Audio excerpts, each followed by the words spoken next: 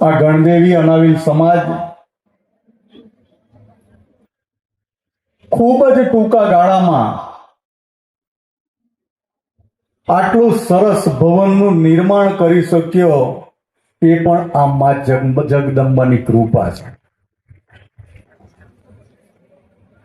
કોઈ પણ વિઘ્ન વગર આજે આપણી પાસે આ સરસ મજાનું પાર્ટી પ્લોટ અને મકાન સાથેનું આજે મોટો પણ કોઈ પ્રસંગ હોય તો બીજી જગ્યા શોધવા જવાની જરૂર જ ન પડે એ રીતનું સુંદર ભવન આજે આ નિર્માણ પામ્યું છે.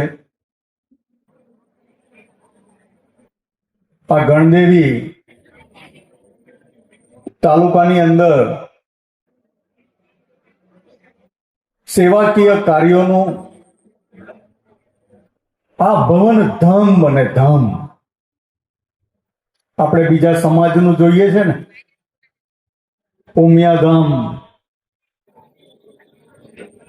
કે લેવા પાટીદારની સૌરાષ્ટ્રનો, આ દરેક જગ્યાએ જે સેવાકીય પ્રવૃત્તિ થાય એ જ ચીલો ચાતરીને અહીં પણ પ્રવૃત્તિ થાય એવી હું દિલથી આશા રાખું છું.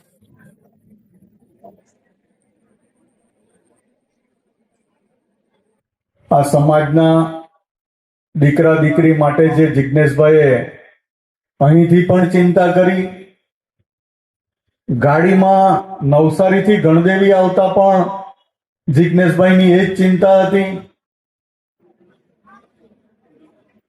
એના પરથી મને એવું લાગે છે કે મારી અને તમારી દરેકની એક જ ચિંતા હોય કે સમાજનો દીકરો કે દીકરી પૈસા વગર કે આર્થિક મુશ્કેલીને લીધેનું ભણતર નહીં છોડી દે, એને માટે આપણે સૌ કટિબદ્ધ થઈએ. આપ સૌ, હું પણ આ 31 ગામ ગણદેવીના મારી વિધાનસભામાં લાગે છે, પણ જે રીતે હું જોઈ રહ્યો છું કે લગભગ પાયાના વિકાસ કામો જે ઝડપે આપણે કરી રહ્યા છે,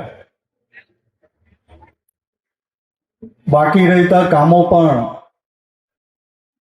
જે કોઈ હોય, અમારી નજરમાં પણ નહીં હોય એવા પણ કંઈ કામ હોય તો અમને પણ કાન પકડીને આંગળી ચીંધી શકો છો. આપ સૌની સેવા માટે સદૈવ હું હાજર છું. આ ગણદેવી અનાવિલ મહામંડળ હજુ પણ પ્રગતિ પામે અને માતાજીની અસીમ કૃપા અમી દ્રષ્ટિ સદૈવ રહે એવી માતાજીને પણ પ્રાર્થના કરીને વિરમું છું. અસ્તુ. ભારત માતા કી જય.